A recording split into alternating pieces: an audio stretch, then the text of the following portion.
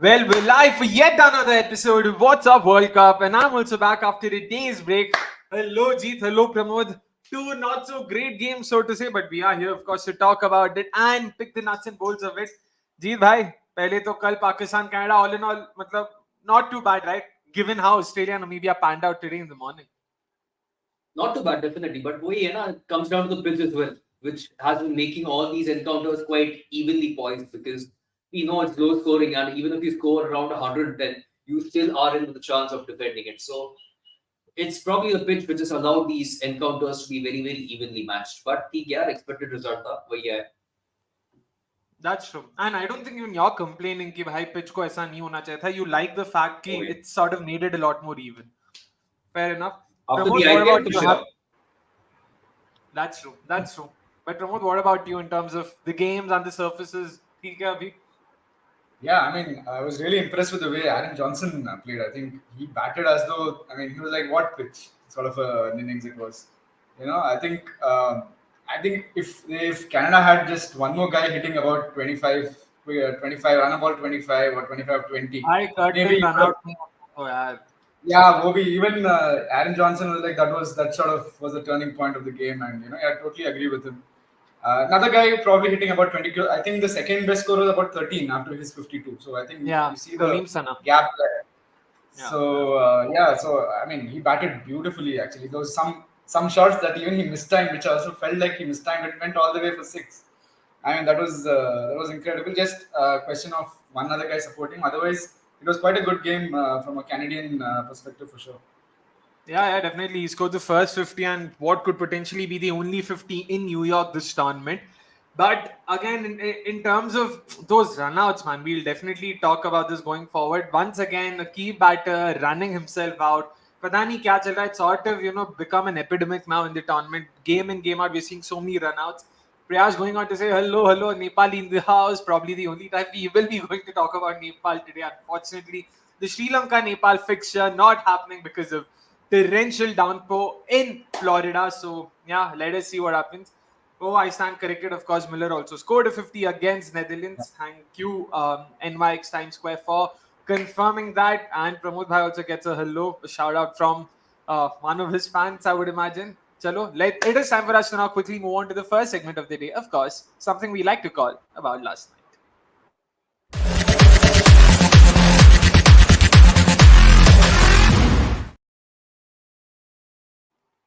About last night, of course, we saw what happened last night. Pakistan played Canada in New York, finally managing to secure a win, their first win this tournament. Something not a lot of us thought would happen, would take so much time. We thought कि पहले match में USA could defeat कर सकते हैं. Last match also they were in a winning position, in pole position to win the game for most of the game, but unfortunately were not able to convert it. And then, of course, finally yesterday they were able to do that. Let's have the match summary out first. Where is the graphic? And here it is.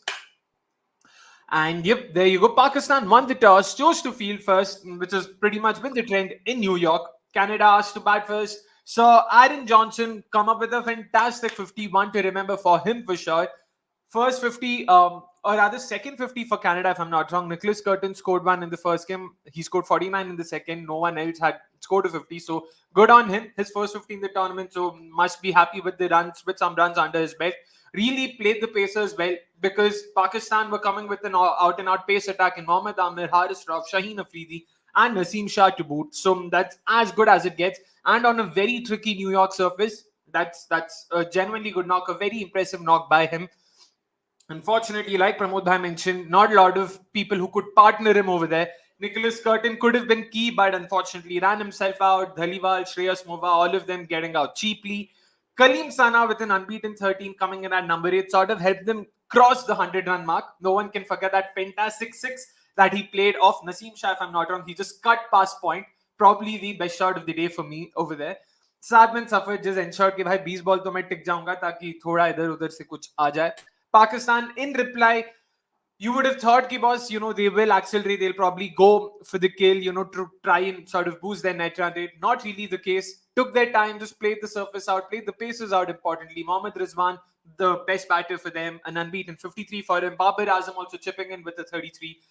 So all in all, not a bad performance for them, but Jeet, again, let's first start with their batting because bowling, pata acha hai wahan pe, so you don't need to really talk too much about it. But Pakistan's batting, they made a change. Of course, Usman Khan went out. They brought in Sam Ayub. Unfortunately, it did not really work out for them. You thought they would most likely look to accelerate, get a few more boundaries, probably see a bit more intent, especially after the way they lost to India. But what do you make all in all of that performance from them with the bat in hand? So it was Iftikhar Ahmed who actually went out because he was apparently arrested. So in his place, we saw this guy coming in, Sam Ayub, and they also persisted with Usman Khan with number 5.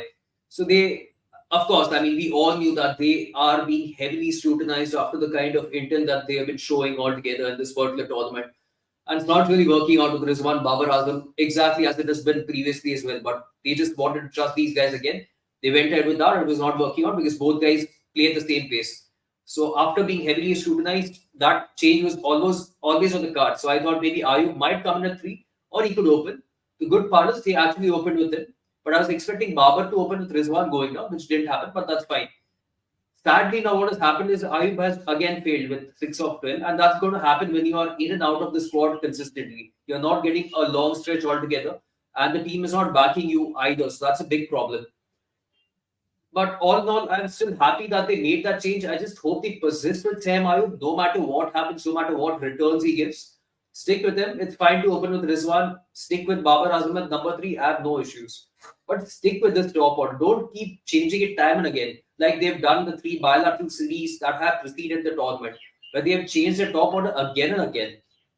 So all in all, fair enough. I'm still not content with how Rizwan goes about the job. It's too slow. And then he acts as if he's been batting for 5 days and getting the job done. But 53 or 53, and then that celebration, I'm not a huge fan of how he goes about it. It's not cut out for this particular format of the game. And then Babar coming in number 3 and also chipping in with 33 of 33.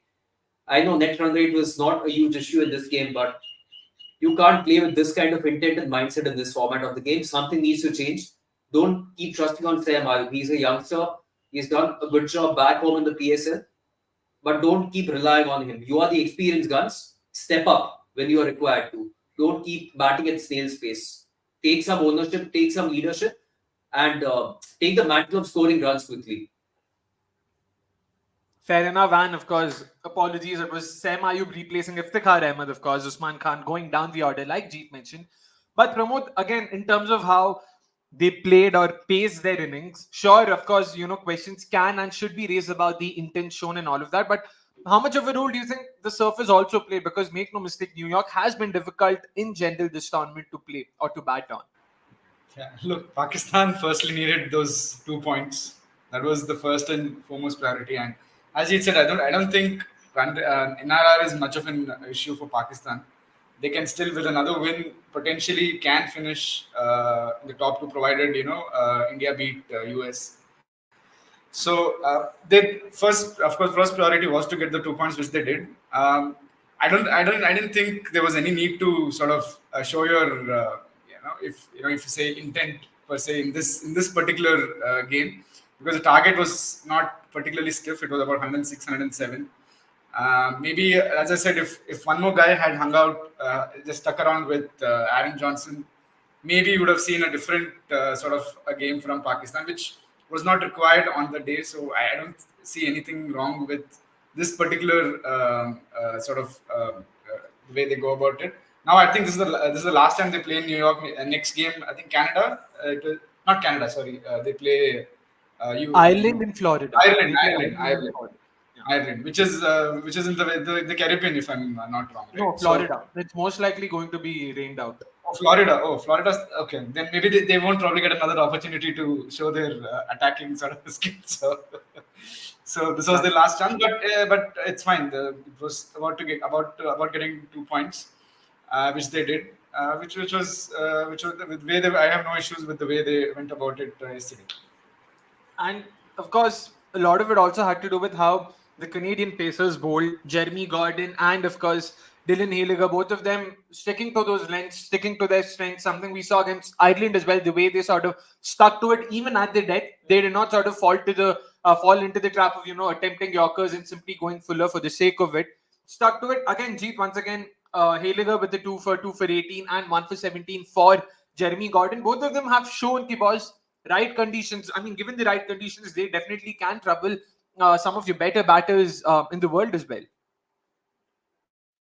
Yeah, they have done a sensational job throughout the tournament with Kaleem Sana having faded out after the first game. So they are the experienced bowlers in the side, so they had to put their hand up. And like you mentioned, they just stick to their lengths, they just stick to their strengths. And their strengths is that good length and backward length, which is the exact length that has been working at this particular venue. So it's been fantastic to see that. And troubling some of the best batters shows the kind of capability you have. So not too much funk with the type of bowling they've got. Not too many experimentation that goes on. Just keep it basic. Just stick to your basics. Just back your strengths and get the job done. So both have been really good in this tournament and have put their hand up in the struggle of Karim Sana. 100%. And Pramod bhai, again, in terms of how the Pacers have performed, especially in the absence of Kaleem Sana, because he was supposed to be that spearhead who was supposed to sort of get those early wickets and be that crucial cog in the wheel for them, not really performed to their expectations. But despite that, they've been able to sort of come up with spirited performances time and again. Yeah, of course. Their other four bowlers, Gordon, Hailinger, I think even Saad bin Zafar, and now the last two games they've had Junaid Siddiqui as well, who did quite well in the last game. So the others have sort of picked up the slack, if you can call it. Kalim Sana, was expected to play a much bigger role than he hasn't happened. But then I'm very impressed and happy to see the way Gordon and Hailinger have gone about it. They've used their height very well, and they have such an high arm action that generates that extra bounce and stuff. So in that way, I think the world has gotten to see the Canadian pacers are quite good and can be world class on their day, which are excellent signs for them going ahead. Definitely. In fact, even their coach also seemed fairly pleased with that bowling performance as well. Because again, make no mistake, making a side like Pakistan toil hard and play 17, 18 overs to chase 106 is definitely no mean effort. So good on them for that, of course. A couple of interesting questions. Let's start with Shashank's. He asks us if Canada is missing the services of Nikhil Datta. So of course, Nikhil Datta after that first game debacle sort of went out and they replaced him with Junaid Siddiqui, who's sort of given a good account of himself. So again, Pramod, do you think they're missing him, or do you think the move was right, or do you think they could have potentially played both Nikhil and Junaid? How do you look at this? They could have, but I think having a spinner does play a role in sort of in every team. Every team hopes to have a leg spinner. So in that aspect, I think Nikhil Datta is an off spinner, right? If I'm not wrong. Mystery spinner can turn the ball both ways. Yeah, mystery. Yeah. So yeah. I mean, especially the way he went the last game. I think last game against Ireland. I think Ireland were pretty bamboozled by Junaid Siddiqui, which was good. I think he turned it around for them to a certain extent. So I'm not really, but yeah, I think they're a little short on batting with Nikhil Datta. But I think they have enough firepower in the top five, top six. They have the likes of Shreyas Mova can back. We've seen that in the past. Saad is there, and so many other options that they have on the beach. Even Dilpreet Bajwa is there on the bench to include this thing. But yeah, I think in terms of the balance that they had for the game against Pakistan and Ireland, I think it was pretty spot on. I didn't see a need to have another spinner or another all rounder per se in the middle. Maybe a better way of looking at this, Jeet, is Canada were missing the services of an informed Nikhil Datta. Because he wasn't really informed, they weren't going to miss him that much. Junaid Siddiqui showed कि boss ठीक है, he can sort of hold himself with the ball. An informed Nikhil Datta could have potentially made a bit more difference, potentially replacing, I don't know, Pargat hasn't done that much. So maybe Nikhil could have come in place of him and potentially batted at number 7, number 8 itself. Everyone else could have moved up. But all in all, Nikhil Datta, because we also sort of had some expectations off of him. He was entering the tournament with some expectations behind him, but unfortunately was not able to sort of, stand up to them. I don't think he would have been able to replace a batter because they already shot a batting that, like Pramod mentioned. But how I look at it over here is that it's not a pitch where you can go spin heavy in terms of the team composition.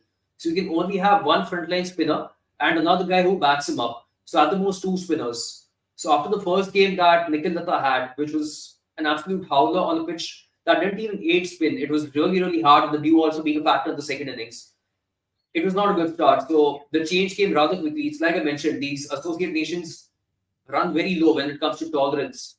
They are quick to chop and change things if a player is not working out, whether it's a batter or a bowler. So that's exactly what happened with Nikhil Datta as well. And they got Junaid Siddiqui in from game two. So because the tracks over here at New York haven't been so conducive to spin, they could have only gone out with two spinners. And with Saad being the skipper, he was a guaranteed starter. So of course Junaid came in and then he performed really well. So there was no room to fit in Nikhil Datta after Junaid came in. So they couldn't have fielded three spinners on tracks where there have been barely like 11 or 12 wickets that have fallen in 7 games. You had to back pacers, so there was no room for Nikhil Datta. And sadly, he didn't get off to a good start, which didn't really help his case. Maybe that's where someone like a Harsh Thaker potentially could have, been a bit more crucial to them. So, like Gaurav has asked here, do you see Canada performing better had Harsh Thaker been there? Again, he's also a sort of top/middle order batter, could offer value with the ball. Where do you stand, Pramod? Do you think that's probably, the missing piece in the puzzle, so to say, for them? Yeah, 100%. I think Harsh Thakur would have definitely been a very useful asset. Not only is he a top four, top five batter, he bowls good off spin as well. And over the past, what we've seen is Thakur and Nicholas Curtin usually, coming and building those partnerships. Like if you want somebody at four and there is a off spinner bowling, for instance, then Curtin came out. If there was a slow left arm bowling, then Thakur came. The other way around. So just to like negate the matchups, they were sent in. Now that role is being played by Shreyas Moore, who usually sort of bats a place below in the normal sort of setup. So yeah, in that aspect, plus in Harsh Thakur you have a very reliable batsman, a guy who can bowl 2-3 good overs, wicket taker potentially. And yeah, along with Saad and probably Nikhil Datta or Junaid Siddiq that we've seen, he could have come in and bowled a few overs, along with reliable some about 25, 30 odd runs, guaranteed sort of in the number four, number five position. So yeah, definitely is a massive miss for sure. Fair enough. Fair enough. Meanwhile, Gaurav also not agreeing with my sort of opinion of Kaleem Sana's six potentially being the shot of the day. He says, "Hi, Sana ka shot kismet se aaya tha yaar. Proper agricultural cut. Best shot of the day was definitely Aaron Johnson smoking Haris Rauf for his six over deep point. Class, skill, power. Had all of it. All right, fair point. I mean, again, agree to disagree. That's all I'll say. Probably. Not sure if Nikhil Datta is better than Junaid, says Nikhil. Again, we didn't really see the best of Nikhil, so let's not jump to conclusions either which ways. It's not that we are also saying one is better than the other. It all boiled down to current form, and Junaid seemed to be a lot more in form, in recent form, so they just sort of stuck with him. You can't put that against them. And of course, speaking of Aaron Johnson, class, skill, power, like Gaurav mentioned, of course, in terms of the way he batted yesterday, that also sort of gave a reflection of how the surface was playing and how New York in general has been. Length balls, anything shorter than 6 meters, it was very hard to put them away. Just look at that. A strike rate of 33 on length balls, which is abysmally low, and then a strike rate of just 80 on short balls. Usually T20s, we tend to see the short balls being pulled or hooked or cut. So usually you see higher strike rates there as well, unless a batter, of course, is weak against those lengths. Not really the case here. It's only the fuller lens where he, of course, sort of, was able to milk a few singles, milk a few boundaries as well. 129 strike rate in the fuller lens. And kudos to Pakistan, did not bowl a single half volley to him. So again, so credit where it's due in terms of how Aaron Johnson played. Sure, all in all, a reflection of the surface itself, right, Jeet? No point bowling fuller at all over here in New York. Look, to put it brutally, I think Pakistan bowlers were absolute shit in terms of the planning. And the reason I say that is because I planned against Aaron Johnson, managed to get him out of the second ball itself. So over here, the pitch map is one thing, but if you look at the beehive, then I'm sure most of the deliveries were well outside the off stump line. So that allowed to free his arms and he was able to capitalize with the shots on the offside. And that is where his strength is. So what Shaheen Afridi did in the first over was fairly ideal. I know the commentators are criticizing कि भाई तेरे को क्यों pull डालना when the back of length and good lengths are working. The point is, look, I myself was of the opinion that you should not pitch it up. But then you've also got to look at the opponent and what his weaknesses are. Aaron Johnson's weakness against a new ball are fuller deliveries that come back into him. But we barely saw such deliveries. And Unfortunately, Shaheen Afridi, for a change, had an off day in his first over, where he tried that, but they ended up being 3 full tosses in the first over. And then came Naseem Shah. Now, with Naseem Shah, you can have all the pace in the world that you want, but if you don't have the smarts to use your pace to your advantage, then what's the point of having that pace? Ke first over, he was bowling short and wide to Aaron Johnson. And Johnson managed to absolutely demolish it. He capitalized on that. He wants width. He absolutely thrives with that, and he made use of that. It's only later on when we saw a few deliveries that were aimed at stumps to Aaron Johnson, they were working. So the pitch map may not show that, but the beehive would show how he demolished the deliveries that were well outside the off stump or even a little bit outside the off stump and struggled against deliveries that were in line with the stumps. And that is where there was a huge difference. But of course, good on Aaron Johnson's part to capitalize on that. He had his strengths and he absolutely made use of that. So good on his part as well. Definitely good on him. 52, 44 balls is no mean feat, like we said earlier. And of course, in terms of how the performances went by, there's no surprise as well. Top performer of the day has to be Mohammad Rizwan, whether we like the knock or not. Ensured कि boss Pakistan got those 2 points. Pramod bhai, all in all, क्या बोलना है? मतलब 53 or 53, there's not a lot to sort of look at, but still a decent knock nonetheless given the surface and conditions. Yeah, as I said, for Pakistan, it was more about getting those 2 points than looking at strike rate or their intent or whatever you want to call it. They did that. I mean, they would have hoped, they would have wanted to get the same. I'm sure they would have. They were for favorites against the US as well. We all know what happened there. So they couldn't have taken Canada for granted after that. So in that aspect, yeah, Rizwan was there till the end, which is a good thing. He finished it off, didn't waste a good start, didn't consume all those balls, and not get out when in a precarious position. So it was, in that sense, it was a good patient innings by Rizwan. We'll see how he goes in the next game, if and when the match happens over there. If and when, for sure. But again, Jeet, we did sort of speak about the lack of intent and whatnot. But again, probably the mindset was very clear कि boss, जो भी हो, हर हाल में वो 2 point पहले pocket में डालना है. उसके बाद we'll sort of figure out कि net run rate की ये की वो and all of that. So I know on the one hand you want to think it's Canada, it's not India. They don't have a Bumrah. It's Hailey Gordon, Junaid Siddiqui, Saad bin Safar. So कहीं कुछ तो intent दिखाना पड़ेगा.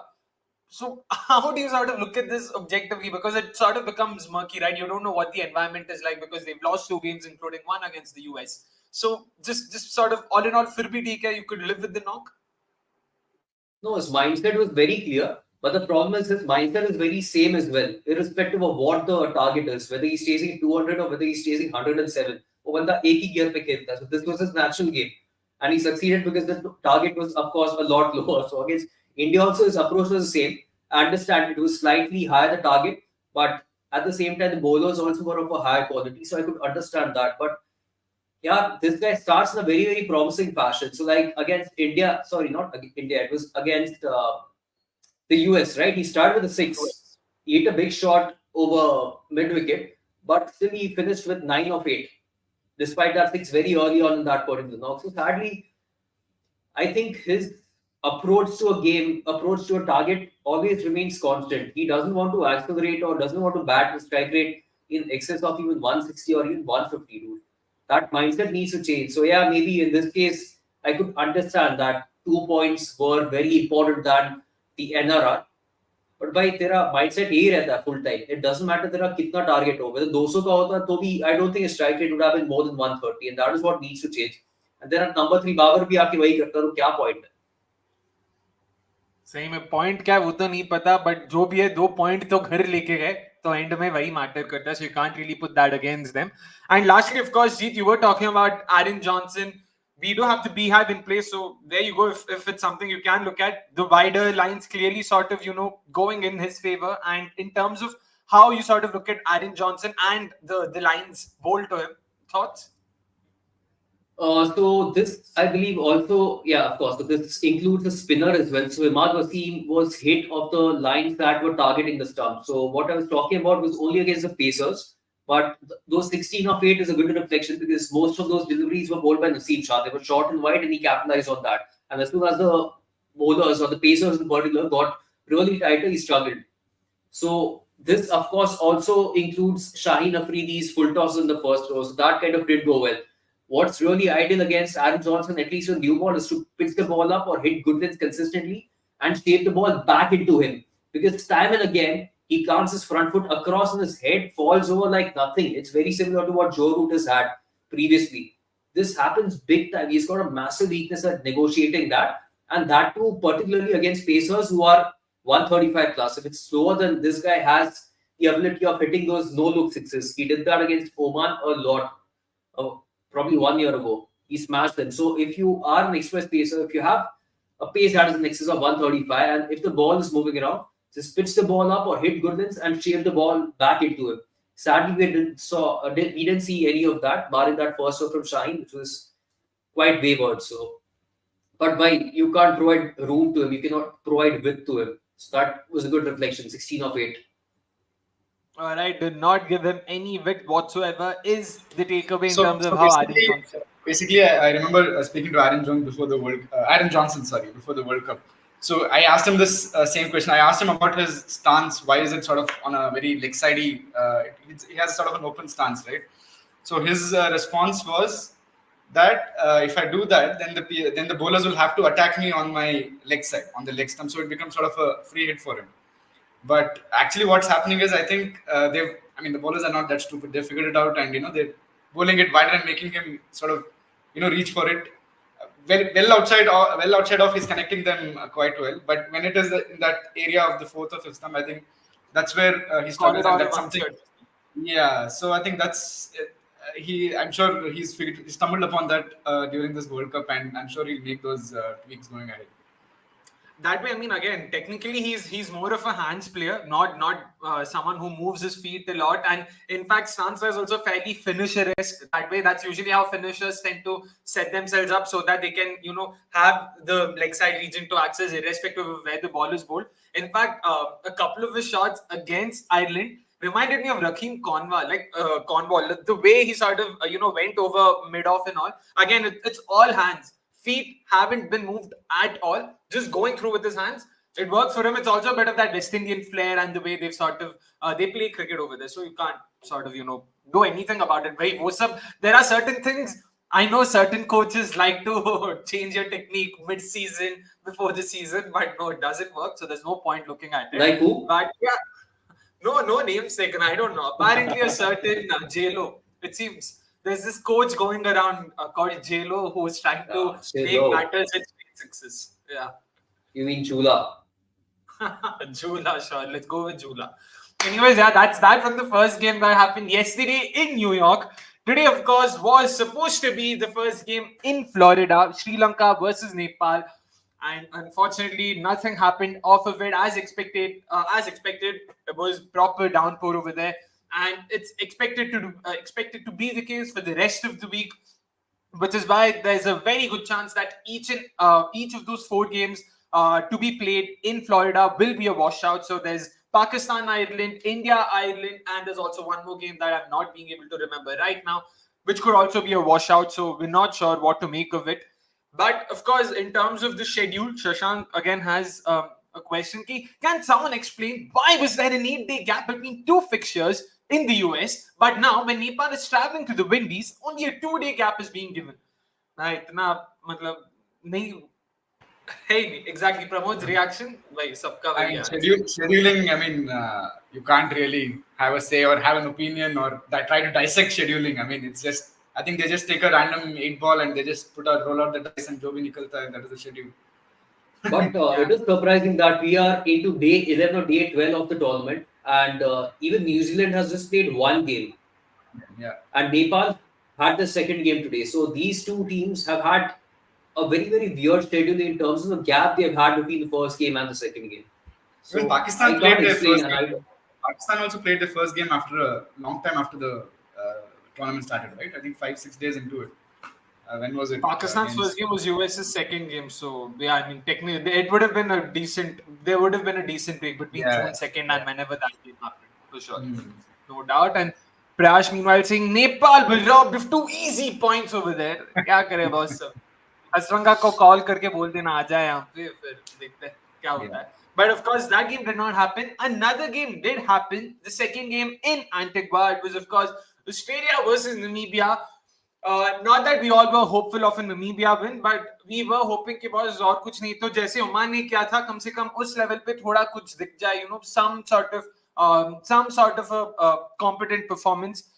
Wasn't really the case. Let's have the match summary out first. Australia won the toss, opted to field first once again, of course, goes without saying. And yeah, I mean, it was all Australia even before the toss began to, even before the coin was tossed, to be honest. Namibia put into bat first, never really got going.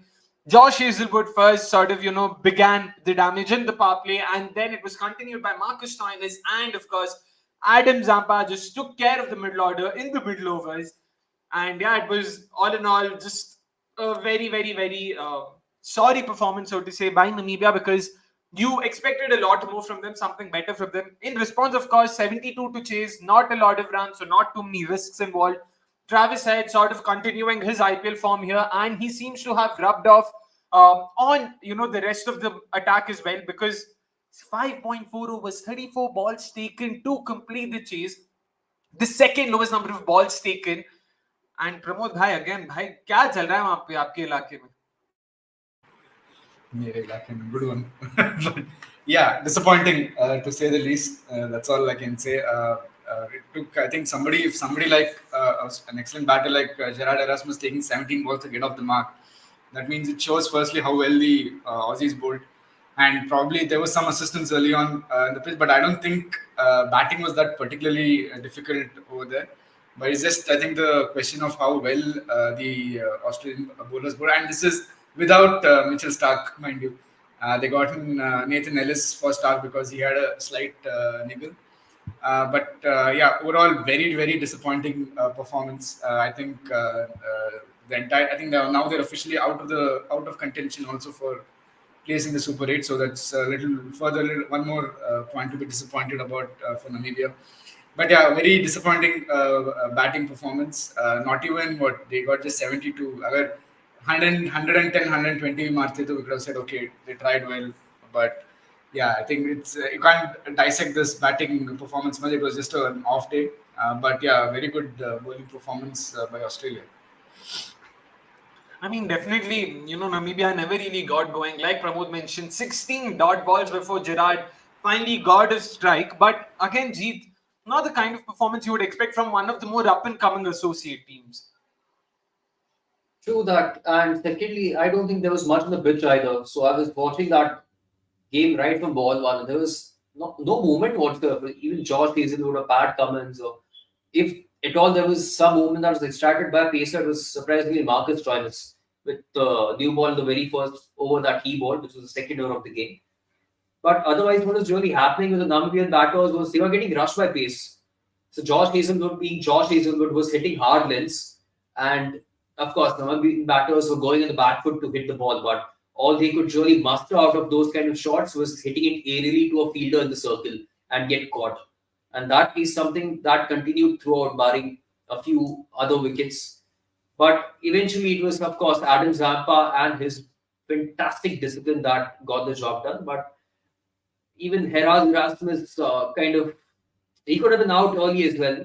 He kept lofting the ball and it kept falling in no man's land time and again. Otherwise, the scorecard could have looked even much worse than what it was. That 72 all out could have been easily like 50 all out or so. But anyway, still good to see the resistance that at least came from Herald. But besides that, it was a pretty sad tale altogether. Yeah, I mean, they were at 43 for 8, if I'm not wrong, at one point in time. So it really looked like they would fold under potentially even 49. Not to be the case, thankfully. That record remains intact. And yeah, good. I mean, yeah, the only silver lining is कि was 38, 39 for 7, 43 for 8. वहां से कम 72, 73 तक लेके जा पाए. Sure, first innings was shambolic. But in response, in the second innings, we know Australia were going to come hard at them because we'd seen that in the previous games as well. But again, Jeet, let's start with you on this. Like 34 balls, 76 runs. Sure, the surface did not have a lot in it for bowlers, but even then you could have bowled better, especially for a side that's supposed to be a better bowling side than batting. Look, it was first of all a pretty good surface to bat on. So this kind of a chase is not entirely out of surprise for me. They had signaled the intent in the warm-up games itself. They played Namibia at Trinidad, which was a very, very similar surface in terms of how it behaved. And over there also, there was a smashing. And in particular, David Warner had signaled its intent from that game itself when he took on Ruben Trumpelman and smashed it. And he's carried that on in the main tournament as well, where he's getting off the blocks very quickly and playing those quick cameos and getting out, barring, I believe, the first game against Oman. He has been very, very clear in terms of his approach. And then, of course, Travis Head also capitalized. Not to forget, Head could have been out for a diamond duck had Nico Darwin hit the stumps in that run out where Travis Head was very, very short of the crease. But it was very, very clear cut, so it was not entirely surprising. What I'm really disappointed with is David Visa. Because with David Visa, you'd think that his numbers would be a lot more better playing for Namibia than it was for South Africa because the level of difficulty of the two teams and the opponents that they face. But when you look at his numbers are horrible with the ball for Namibia. In both formats of the game, his numbers are absolutely shocking. It was only recently in that series against Oman that his average got better with the ball in the T20 format. Otherwise, he's averaging over 60 in the ODS with the ball and averaging around 23 or 24 now with the ball for Namibia. When you compare that to South Africa, his average look much, much better. So he hasn't been able to live up the way he would have been expected to for Namibia, at least with the ball. And with the bat also in the T20 format, he's been very disappointing. So you'd rather back that experience, but that experience hasn't really come good for Namibia the way it was expected to. So that itself hasn't worked out well. And Ruben Trumpelman also has been slightly disappointing. I know the numbers don't suggest that because he's averaging less than 16 in this tournament, but when it surely matters, he struggled to perform the way he would have been expected to. And that was very evident against Scotland itself. He was very wayward. And that same thing has continued. And Travis Head this time around took him apart. So, not really surprising. But happy that the likes of Jack Brassel and Ben Chikongo got a nod this time around. I don't think Brassel even bowled this time, or did he? I think he bowled. Yeah, he bowled. He bowled 4 balls, yeah. 4 balls, yeah. 4 balls to cap it off, and Chikongo got the 1 over. So it was, of course, they didn't have a lot to defend either, but disappointing with the pace attack. In fact, I remember Jack Brassel in the Under-19 World Cup also debuted against Australia when they were defending about 90 odd in that. That was a 50-over game, right? That was 90 plus, and he picked up 3 wickets. One of them was of the Sam Constance that came back in. So that's why I was really surprised that he didn't open with Ruben Trumpelman. If there was any probably swing on off for those were your two best bets early on, maybe he could have potentially gotten a chance, or maybe a couple of chances he could have created. So even Chikongo, even Chikongo takes a new ball, and even Ben Chikongo takes a new ball, and even he could potentially be a lot more effective than David Visa, because Visa is not really a new ball bowler. I would rather have him as the first change or the second change bowler, and that too primarily to bowl after the power play because he's got good variations. But on any given day, I would back someone like Chikongo or even Brassel for that matter over Visa with the new ball to partner with Ruben Trumpelman. So what were the changes then? Lungamini went out, and of course this Jack one, Brassel came in. Jack Brassel came Then in. JP Coates went out, and Michael Van Lingen came in. Okay. So Chikongo didn't play the last game, right? Or did he against Scotland? He did. This was the first game of the tournament. Okay. Sorry? I lost you I'm guys. not sure. So okay. So that's something. There were 3 changes. Yeah. Okay. There were 3 changes. Okay. Definitely there. I mean, I was saying definitely to Prayash's comment, completely agree. Something we've spoken about during the team previews as well. One area of concern for Namibia would be that lack of depth in spin bowling, because the all-round options they have also are predominantly pace bowling all-rounders. Sure, they had 5 left-arm pacers, and that probably could sort of be a differentiator, but that lack of spin bowling options, Erasmus was the only sort of proper spin option they had in terms of their all-rounders at least. None of the others could really sort of, come to the party. Ben Chikongo, of course, was there this game. I'm just trying to think who was the other spin option. They had a wrist spinner? No. Bernard Schultz is your regular spinner. Bernard Schultz. Schultz is still there. He played yesterday as well, of course. He played, but he didn't get a ball in today's game. So it was he only got a bat. Erasmus. He got a bat. He was Okay. Zampa's 100th wicket, I guess. So that's his claim to fame in this World Cup. Yeah, so they're missing, clearly missing. They're missing Nicole Lofty-Eaton, obviously, who's another good Yeah. leg spinner and good batsman. So yeah, definitely they're weak on the spin department for sure. Yeah.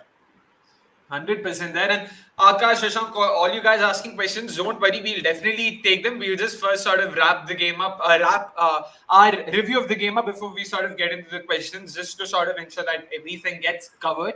And speaking of our coverage, of course, top performer of the day. Last time around, when Australia played England, we sort of said, "Ki boss, Zampa ko player of the match mila hoga," but it was Cummins for us at least. But this time around, no ifs, no buts, no questions asked. Had to be Adam Zampa. 4 overs, 12 runs, 4 wickets, 17 dot balls. Again, incredible for a spinner as well there. I know Jeet probably is about to say, boss, Frank and Subuga, 20 dot balls. Nothing's beating that. But even then, again, Jeet, the control for a wrist spinner, that's always going to be the biggest issue for a wrist spinner. But the way he's shown control with the ball in hand, it's phenomenal. Brilliant. Out of the 4 overs, I believe there was this one ball that ended up being a full toss, which was smashed for 6 by Ruben Trumpelman. But besides that, 23. No, so Trumpelman is a good striker. So that was not really surprising for him to actually dispatch that. But that was the only wayward ball that Zampa bowled. Otherwise, the 23 balls that he bowled were fairly good in terms of consistency. And this time around, what he did was he bowled a lot more googlies as well. So that also was troubling the batters, in particular Herod Erasmus. So he was keeping them very, very tight. And he mixed his variations really well this time. It was consistently leg breaks and googlies and leg breaks and googlies and over. And he was hitting the right lines with that, which kept them really tight. So actually coming back to the pitch, there was nothing for the pacers. If at all there was anything, it was for the spinners. So Zampa got a lot of purchase out of the surface. So he made a very, very good use of that as well. So not surprised by with Zampa. He's too good. Too good. Interesting. And Pramod, what did you make of Adam Zampa's performance over there? Again, just too good. Yeah, absolutely, too good. I think by the time he came on, Namibia were sort of on the back foot, and he sort of finished the job off for Australia. I guess not. In fact, Namibia, I remember, I think first 2 overs they were 12, and the next 4 before the end of power play they were only 17 for 3 or something. Right? I think that was something like that. So I Well, by think the from end of there the on, overs, 12 for no loss. I remember this thinking, oh, yeah, good start. Let's just hope they build yeah, on this. exactly. And then Zampa comes on, and he makes it even worse for Namibia. So I mean, we already discussed so much about Zampa in the last few games. Again, a top class bowler. Got his 100th wicket today, first for an Australian. So couldn't have. Nobody probably deserved that milestone more probably for Australia. So yeah, I think he was in 2021. Again, it looks like he's going to be one of the key players for them if Australia have to go all the way. Yep, and of course, Haris Rauf also reached the 100 T20I wicket mark yesterday against Canada when he dismissed Shreyas Mova, becoming the second Pakistani to do so after Shaheen Afridi. So, 2 No, milestones after there. Shadab Khan, not Shaheen. Oh, after Shadab Khan. All right, sorry about that. So good on him. And of course, Adam Zampa has been phenomenal. And like Prayash mentioned, at the peak of his career, he's really sort of showing great control with the ball. And he has been Australia's go-to wicket taker, especially in the middle overs, which is where they sort of historically have struggled to find options because they've always had options for the new ball options at the death. वहाँ पे बीच में attacking spin options in T20s, Zampa's really sort of held his hand up big time over there. Gaurav, meanwhile, saying Pramod showing his age with that reference. By the way, doesn't Trumpelman look like a thicker Nathan Bracken? That action is also similar to him. I don't know what the reference is, so you've got to. I don't know. एक तो white Pikia France क्या भाई, he was talking about Lofty Eaton. Lofty Eaton is an actual Namibian player. Nico Lofty Eaton. Pikia France is another spinner that Namibia have, who's not part of the squad. So off spinner and a reasonably decent lower order batter as well. So I mean, they could have picked him ahead of someone like probably say Jack Russell or somebody like that. So it would have been a good move as well, no doubt. No, but पहले तो reference बताओ गौरव भाई. ऊपर से what's thicker? You could have said, I don't know if he was trying to be very polite and he didn't want to say a more fatter or bigger version of Nathan Bracken. I'm guessing that's what he was trying to say. But sure, you can sort of see the long wavy hair, blonde streaks on top of that. Slight similarities, but nothing beats Nathan Bracken. यार. गौरव सीधा मेरे को WhatsApp करना इधर क्यों comments डाल रहा है WhatsApp Mata, exactly. That's also true, of course. Meanwhile, Akash has a fact for us. He says, I'll tell you guys an interesting fact. Romario Shepherd has the worst economy in T20s now. And don't you guys think for now it would be better for the Windies to go with Obed McCoy instead of him?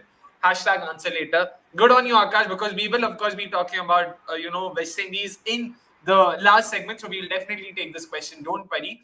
So that's it from, of course, both the games in terms of what we had to review. Now let's take a few of the questions that have been popping up before we move on. Let's take Shashank's first. What are Nepal's chances against South Africa and Bangladesh with the inclusion of Sandeep Lamichane? Pramod bhai, let's of course hand it to our resident Nepal expert. I mean, great addition, of course, to the team. And more importantly, he's there in the West Indies leg, which I think is more conducive to spin, if I'm not wrong. But at the same time, they're playing in Saint Vincent only, right? Where I think there has not been a official game for like 10, 11 years. Yeah. But the good thing for Nepal is I think before the tournament started, I think they trained over there. So it's sort of and played a match against Westwood Islands and things like that. So they are a little more accustomed to the surroundings. And yeah, of course, Lamichane, world class spinner. We all know that. So I know why you're laughing, but okay. But yeah. No, please do. Okay. So yeah, I mean, yeah, world class spinner. They did miss him in these initial. I mean, at least in the first game, I think he could have made a difference and potentially restricted the Netherlands. The Netherlands to okay, I just got that joke. Okay, thanks. Netherlands to Netherlands to probably a respectable, a little lesser total that they could have chased down. But yeah, he'll have a significant role to play. I mean, he's been around. He's 23, 24. He's been around for a while. Yet, he has a sense of a little bit of that, mystery about him. So I think Nepal will hope that that they use that aspect of his to full effect. Fair enough. And to be honest, more than their bowling, it's the batting that worries me, especially against South Africa and Bangladesh. Even high pace. I'm not sure to what extent will they be able to handle that high pace. That'll be on offer. Like against South Africa, everyone can clock an excess of 140 over there. And given that, the only good thing is, of course, they're not playing in New York, which is why the surface now it'll be interesting. Ki wahan pe kaise hoga, if I'm not wrong. South Africa, Nepal is happening in St. Lucia, and we're sort of not sure कि वहाँ पे क्या होगा, कैसे होगा surface. But again, Jeet, just final thoughts on Nepal's batting itself. Even Bangladesh, they've got Taskin Ahmed, they've got Saqib, they've got Mustafizur Ahmed, they've got a competent pace attack even there. So it's that bit that worries me over there when it comes to Nepal. Yeah, but you made one important point that the good thing for them is that the game is not in New York, so that also is going to perhaps take. I don't know again how the conditions are going to be at our no scale, but hoping that it's slightly better. I do feel they are capable enough. I am just slightly worried about the batting depth and the kind of form some of the batters are in, but I think they can still put up a fight against at least Bangladesh. Against South Africa, I'm not too certain, but against Bangladesh, they have a chance. I won't rule them out entirely because there is potential, there is capability. But a lot will come down to the conditions eventually. Fortunately, not in New York, so that's a good thing. But motivation for Nepal is they still have it in their hands. They win the next two, they make it through. Simple as that. Even unlike for Sri Lanka, where the match between Bangladesh and Netherlands just has to be a full game for them to crash out. So I think that will be an added motivation. Plus, with Lamichane coming in and aiding them in that aspect, could at least make a match of it for sure, even against South Africa, probably. 100%, of course. And let's take Akash's next question. Do you think Pakistan's complacency will cause them from qualifying for the Super 8s?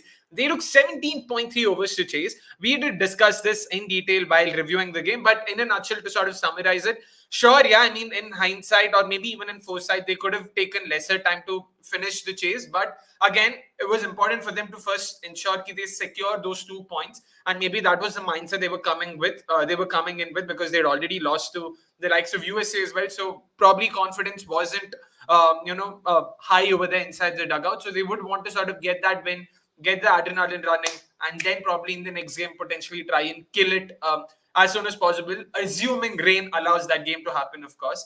But yeah, sure, you can call it that way as well. It's not entirely wrong to say that they were slightly complacent. He has one more question, of course. Which team do you think has a better chance of qualifying as the Sri Lanka Nepal game has washed out? Can you speak about how Netherlands can qualify and what can happen in Group D? They have to beat Bangladesh and Sri Lanka and they go through बस और क्या और कुछ है ही नहीं वहाँ पे boss. Those are the only two games they have. If they win both of them, they're definitely going through because that means Bangladesh. The match between Bangladesh and Netherlands becomes very crucial in that. I think it's safe to say that the winner of that game, makes it through. As simple as that. Exactly. Jeet, fair to say, right? Like if Netherlands win the remaining two games, that's it, they're through. Yeah, these are very straightforward equations, luckily. So it's not so complicated, at least with these teams. Yeah. So as I said, Nepal still have it with them. They have to win two. If they win two, then the other results are irrelevant. Whereas if in the match between Bangladesh and Netherlands, the winner goes to 4, right?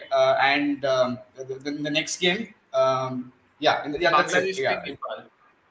Bangladesh play Nepal. Of course, I think Nepal plays South Africa first or South Africa second. They play South Africa day after. South Africa. So that's it. I think the winner of Bangladesh Nepal should ideally go through. Bangladesh Netherlands. Unless Nepal pull something out of the hat and win the next two. Yep. Fair enough to say that. Priyaj also adding that Nepal would be better off playing against really quick bowlers where the ball comes onto the bat rather than these Dutch bowlers where you'd have to hit the ball harder. I don't know if it's a bowling attack itself. It's got a lot to do with the surface. यहाँ पे खेलेंगे, so it'll be interesting because Dutch bowlers themselves aren't any slower. They also have pace. If anything, the Dutch pace attack is probably a bit more well-rounded. They've got plenty of options. Seamers, they've got options to move the ball, seam the ball, hit the deck. So it'll be interesting again. Make no mistake. Yeah, so that's that in terms of the questions we had to take up. Now it is, of course, time for us to quickly move on to the next segment of the episode 1, where we talk about what social media was talking about in what we call What's Trending.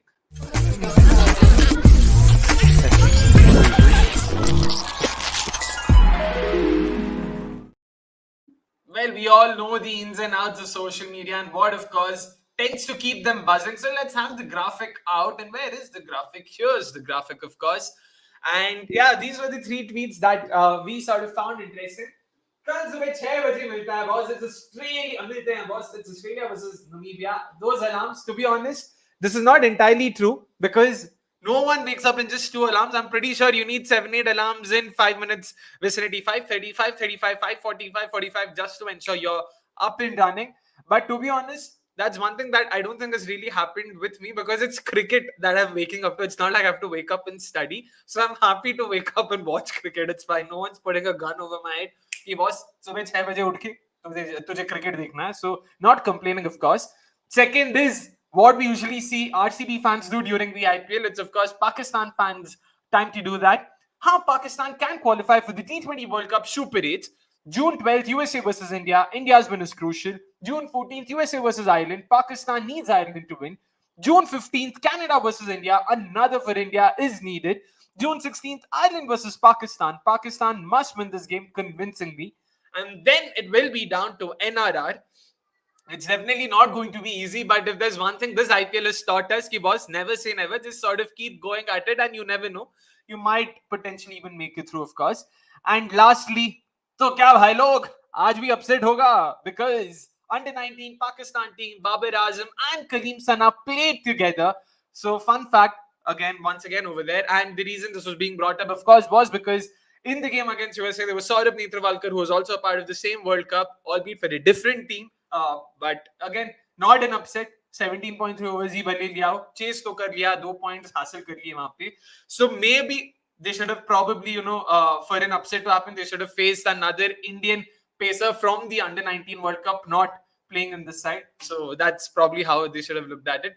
So anyways, that's that for what's trending and some of the sort of funny tweets or memes we came across from yesterday's round of games. Now it is, of course, time for us to quickly move on to the next segment where all of you guys get all chatty and involved. I know, once again, Pramod's hands are already ready, firmly set on the keyboard.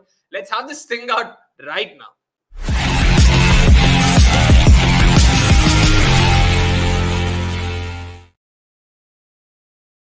Yeah, you know the drill. 3 hints given to you. You guys have to guess the player. Let's have the first graphic out. Where is it? There we go. Yep, these are the 3 hints given to you yesterday. I became the first player from my nation to pick a fifer on Test debut. I became the first player from my nation to score a World Cup ton. And one of only 3 players to play the 2007 and the 2024 T20 World Cup. So these were the 3 hints given to you. Of course, the third hint made it fairly obvious given that it's a very sort of elite list of just 3 players. Rohit Sharma, Shakib Al Hasan and Mahmudullah.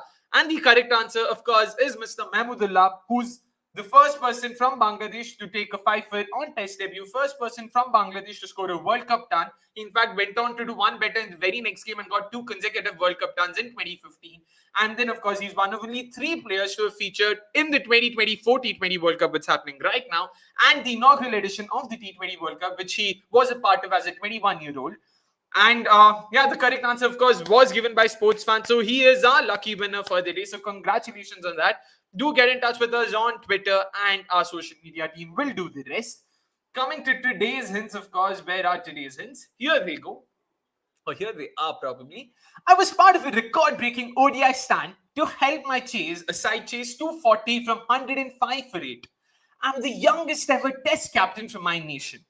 I'm the only Wisden Cricketer of the Year from my nation in the last 10 years. So these are the 3 hints. Once again, I was part of a record-breaking ODI stand to help my side chase 240 from 105 for 8. I'm the youngest ever Test captain for my nation. I'm the only Wisden Cricketer of the Year from my nation in the last 10 years. So these are the 3 hints given to you. And once again, guys, make no mistake, do not enter your answers in the live chat. Wait for the live stream to end and please key in your answers only in the main comment section at the end of the live stream to sort of be eligible to win yourself a 500 rupee Amazon voucher from us, of course. So let us see who gets it right this time around. So that's that from today's Who Am I contest. So let's see who the lucky winner will be this time around. Now it is time for us, of course, to move on to the last segment of this episode where we preview the upcoming games in what we call Let's Look Ahead.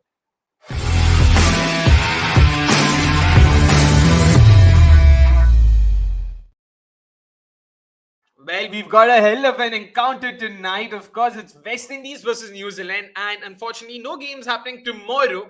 That game is coming live. This is not happening tonight. This is happening tomorrow morning, 6 a.m. Indian Standard Time. West Indies versus New Zealand. That's coming live from Trinidad. It's going to be a fantastic encounter. Of course, tonight, for the uninitiated, is going to be India's 3rd World Cup game. It's against the host, United States of America. That game is happening tonight, and of course we will be doing a watch along for that, so make sure you guys tune into our channel at 8 p.m. sharp.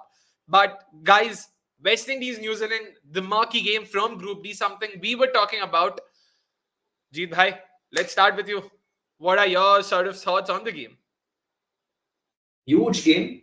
If the problem for New Zealand is that if they lose, they're, I think, done. They will be out of the contention. Whereas if the West Indies lose, they won't be out of the contention yet. So it's a huge game, at least for New Zealand, because it's a do-or-die encounter. The good thing for them is that it's a different venue altogether, which has been good for batting if the warm-ups are anything to go by. So they won't be worrying a lot about the kind of spinners that they face in their first match against Afghanistan. It should be a fairly good deck for batting, and they should enjoy that a lot.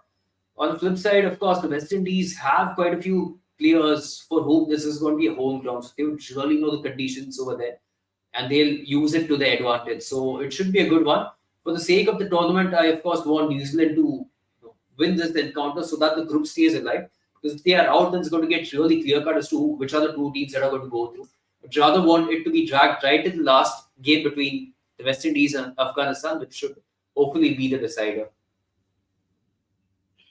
Interesting, Pramod bhai, what are your thoughts? Because again, in terms of how क्या सोच रहा था एक तो गौरव यार रे message करता है completely makes me lose my train of thought इसको पर्सनली कॉल करके गाली दूंगा मैं शाकिब अल हसन पता नहीं क्यों उसने मैसेज किया है but anyways West Indies New Zealand that game's happening in Trinidad like Jeet mentioned probably a game that we hope goes the Kiwis way in order to sort of keep the hopes alive for multiple teams but that first game definitely was a shocker for them. Yeah, look, New Zealand, their first two games are getting the two toughest opponents in the group, obviously. Whereas West Indies got the two easiest opponents, and they did the job against them in both games, and sort of got a reasonably high net run rate as well. So for New Zealand, I don't think they're going to be thinking about the net run rate in tonight's game. Of course, all they want is first get the 2 points out of the way. Then it's just PNG and Uganda in the last two games who they can probably defeat by a massive margin, and they know what they have to do in the last two games to sort of go through, even if it becomes tie on 6-6-6 for everybody. So so it's in that aspect, yeah, win is very vital. As Jeet said, I think this is a make or break game for New Zealand. So yeah, they need to come out all guns blazing. Just I don't think in terms of where they in the last game they were very scratchy. I think we discussed this in the review in that game as well.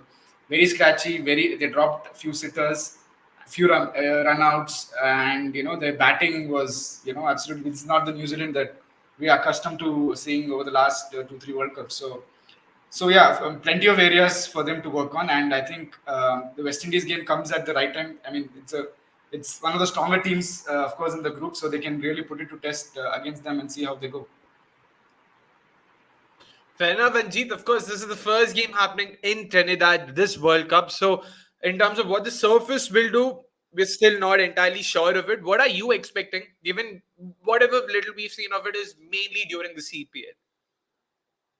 I won't be surprised if this turns out to be a fairly high scoring encounter. And when I say high scoring, I'm of course not saying 200 plays 200. But given how the competition has been and kind of average scores that have been registered in the first innings, I won't be surprised if the team batting first ends up scoring in the range of 170 to 190. It should be good for the batting. Of course, there will be early movement as seen in the CPL as well. Even Akil Hostel gets a ball to hoop in. So that is something that's going to continue. But besides that, it should be a good pitch for batting.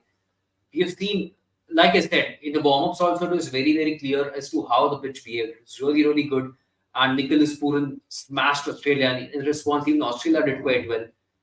I think that game between Australia and Namibia also was at Trinidad. So that was another high-scoring encounter. At least Australia were able to demolish Namibia in that game as well. So if that is anything to go by, and if the surface is the same one that is used, then it should be fairly high-scoring in nature. I mean, definitely the average scores on the surface, if they are sort of to anything to go by, then yeah, you can expect better scores here compared to the other surfaces on offer. In all T20Is, the average score here has been 171. Meanwhile, in T20s played since 2023, the average score here has been 171, which includes the last CPL as well, of course. So clearly, better scores, more competitive scores. It won't be the 130, 140 that we usually see in the CPL, and we've seen in the first round of the World Cup as well. But Pramod, another interesting sort of observation or facet of this surface is 7 games played here since 2023. 3 have been won by the side batting first, 4 by the side batting second. So clearly no distinct advantage for any of the sides, for the toss winning captain, so to say. But given how New Zealand played that first game, how do you expect to sort of come out on top against a very high flying West Indies side? I mean, yeah, so they, as I said earlier, they just didn't do a few of the basic things right that eventually cost them. I don't think it was about their lack of skill or their lack of talent or anything like that. It's just that it didn't come off on that day. Now with, as you said, if it's going to be a more friendlier surface and something there for it for both pacers and spinners, I think they will definitely. I'm counting on them on putting up a much better show. Yeah, but who will sort of step up and put their hand up is to be seen, because we didn't get a good idea of who could do that in the last game? They were bundled out for like 80 or. But yeah, in terms of toss, I'm not sure if it is that even. Then I'm not sure. I think we'll be waiting to see how the pitch is on the day. Probably an hour or two out before making that call. But yeah, tomorrow probably I think I will be inclined towards probably batting first for New Zealand because that is something runs on the board will always make you feel confident, especially if you've had such a bad game first time around. So probably if New Zealand are thinking on those lines, they might actually be tempted to put runs on the board for sure. Interesting. Meanwhile, Akash also going on to say, why not play Shy Hope over Johnson Charles? Charles has been car lashing a lot and it can cause the Windies at times. I hope Shy plays in his place. And depending on the pitch, Obid's inclusion should be decided. We'll get to the Obid sort of point in a bit. But this is something that had been discussed earlier as well. If I'm not wrong, it was Akash himself who brought this up earlier. Ki boss, why is Johnson Charles even in the team? What has he done? The strike rate of 180, average of 35 in the last 15 months clearly shows ki boss, he definitely deserves a spot, commands a spot in the 11. But Shy Hope opening for them, do you think they would even consider an option like this? So batao bhai. I don't He's see also that. saying I don't just see that happening really, and nor is it a good option right now because, to be fair, look, Johnson Charles has done well. I know in the previous game he was very scratchy against Uganda, and I was not convinced at all. But that's fine. You can have such days. It's okay because the pitch also was slightly sluggish in nature. and I'm not sure if I've lost or okay, Jeet is lost. He can no worries. Jeet will be back. Akash also going on to ask Jeet, can I know Jeet's opinion on if he was the coach of the Windies, what changes would he make and why would he make those changes? Why would he make those changes? Of course, let us see, boss. If and when Jeet's internet sort of gets better, we will have him on board. For now, let's just move on. Yep, there we go. But again, another point that Akash went on to make, New Zealand should be spot on with their fielding. If they take the Windies lightly, then it can cost them the game. But I don't see them losing 2 games. Bhai, wo to dekhte hi hai. But Pramod, a question that Akash himself had asked earlier was, of course, about Obid McCoy. Let's take this up. So, would you rather go to Obid McCoy ahead of someone like Romario Shepherd because of his death bowling numbers?